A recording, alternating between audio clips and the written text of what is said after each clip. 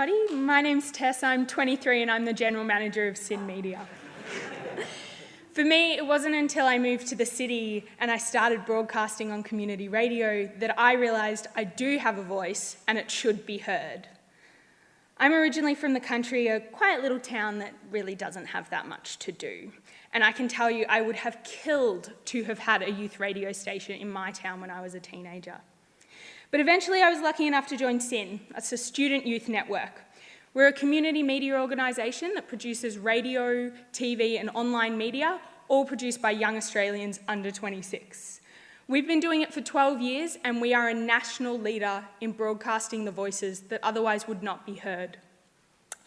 We know that young people are actively excluded from discussions. We know that community media is fundamental to our democracy, and we know that our volunteers at SYN increase their employability, their confidence and their social skills through making media. We also know, after doing this for 12 years and offering these opportunities to people in Melbourne, that there are young people in regional areas who want and deserve to take part in these platforms. So we started SYN Nation. It's a digital radio station that broadcasts the voice of young people from the breadth and width of Australia.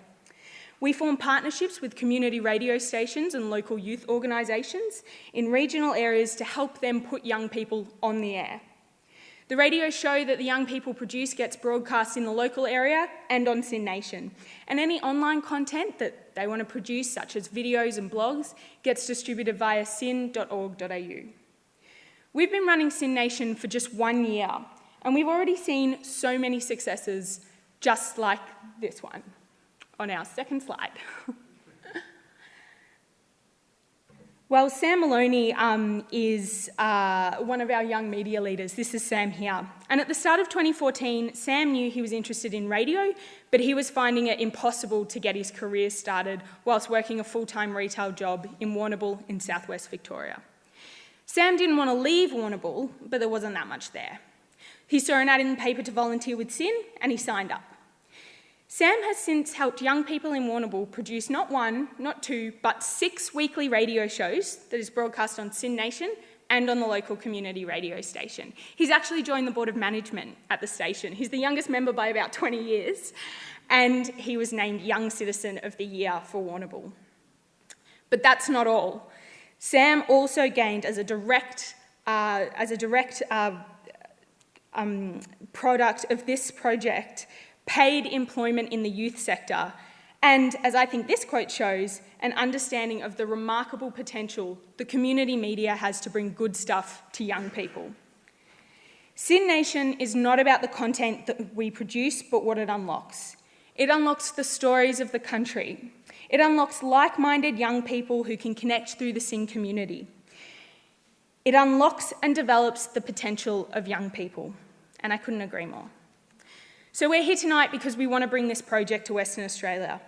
We want Western Australians to voice their opinions and know that they're valued, to engage in the debates and the discussions that we as young people are so often excluded from.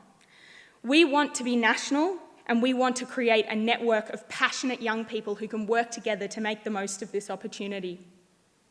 We want to hear the voices of young Indigenous kids in the northern communities and open our ears to teenagers on the Western Coast. And to do that, we need a few things.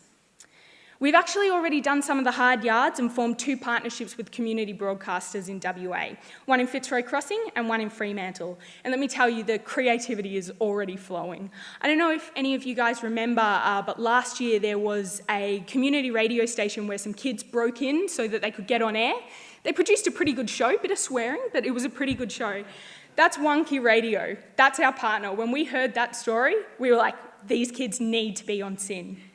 And in fact, just last week, a 15-year-old Indigenous guy in Fitzroy Crossing pitched us a show. He describes it as every type of music you can imagine except metal and One Direction.